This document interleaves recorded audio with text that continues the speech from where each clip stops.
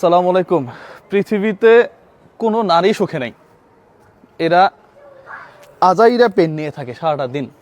আপনি যদি নারী হন ভিডিও স্কিপ করতে পারেন, কোনো সমস্যা নেই। আপনার আপনার বাড়ির কোনো মানুষই তার কাছে ভালো না। আপনার ভাই ভালো না, আপনার মা ভালো না, আপনার বাবা ভালো না, আপনার আত্মীয় স্বজন ভালো না, অথচ তার বাড়ির সবাই ফেরেশতা।